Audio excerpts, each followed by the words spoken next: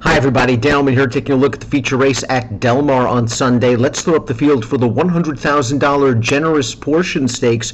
2-year-old fillies going 3/4 of a mile. They are California bred or sired. The number 3, Governor Got Even, is expected to go favored in this race.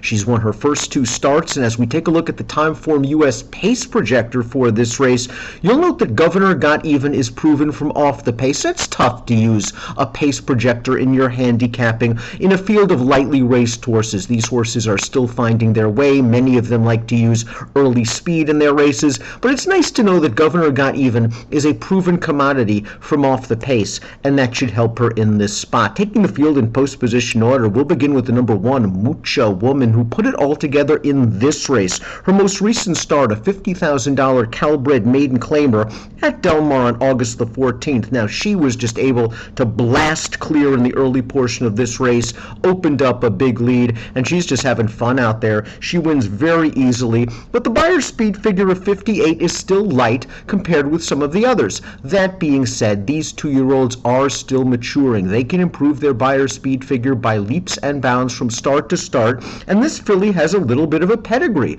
The dam was multiple stakes placed. She earned $486,000 in her career. I would expect her to be hustled out of there from the inside post position. The number 2 is Do You Hear That? Let's watch Do You Hear That's career debut over the Tapeta surface at Golden Gate Fields. She showed good early speed, and she went quick in the early portion of that race, and she's able to draw clear. This was a pretty promising performance for the daughter of Southern Image. Only a 51 buyer speed figure, but this race came against open maiden specials at Golden Gate, and I think she has some upside potential. It will be interesting to see how she handles the dirt and a step up in class. The number 3 is the aforementioned Governor Got Even, a debut winner from off the pace at Santa Anita, going 4.5 furlongs, and then she won the CTBA stakes last time out, showing a new dimension. She showed good early speed in this race, and she's in the lead as we turn into the stretch and is going to hold off Big Andy, who we'll get to in a little bit.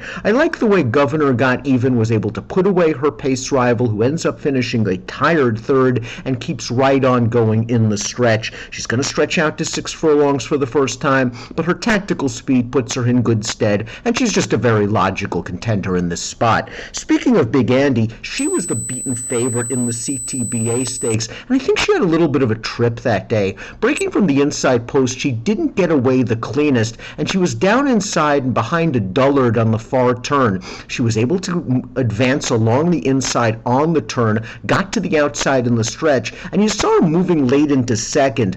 Governor Got Even just got a jump on her in that race, and if Big Andy, with the addition of blinkers to perhaps sharpen her speed, can stay a bit closer to the pace, we might have more of a race on our hands this time around. Let's take a look at Will Take a Kiss, the number 5. She won her second lifetime start, and this race was at Del Mar going 5.5, and she won from off the pace. She's a filly with a really nice pedigree. She's by Will Take Charge. The dam was a grade 3 placed 2-year-old, and Will Take a Kiss is a half to 2 black type earners. Will Take a Kiss ran okay on debut. This was a better performance second time out. Again, the buyers are light, but I like that she can come from off of the pace, and if this pace heats up, I wouldn't be surprised at all if she comes running late.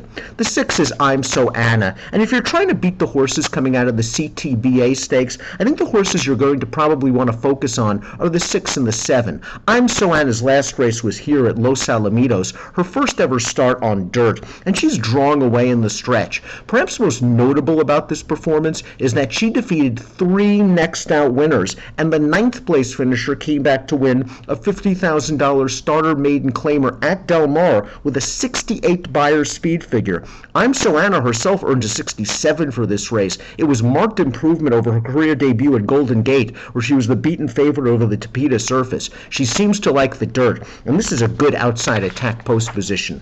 Completing the field is the number 7, Emma's Dance, who is the expected pace setter on the Timeform US pace projector. And if you watch her career debut at Golden Gate Fields, it's easy to understand why. She went right to the front, as we're going to see, and she never gave that field a chance. She draws away to win by 5 comfortable lengths for a very underrated trainer with 2-year-olds. Emma's Dance got a 61 buyer speed figure, a respectable number in upsetting that field to the tune of a $28 mutual. She'll have to do it on dirt against better horses, but it appears she has a bit of ability. It's a tough race. I had a tough time separating my top 3 contenders. I just like what I saw from Governor Got Even's last race. She just seems like an early, precocious 2-year-old that might be ahead of the rest of the field in terms of maturity and professionalism. I think Big Andy's going to run well. I'm curious to see what we get from the 6, I Am So Anna, but I gave Governor Got Even a tepid nod in the Generous Portion Stakes. Race number 10 at Del Mar on Sunday is an approximate post time of 6:30 Pacific. Good luck.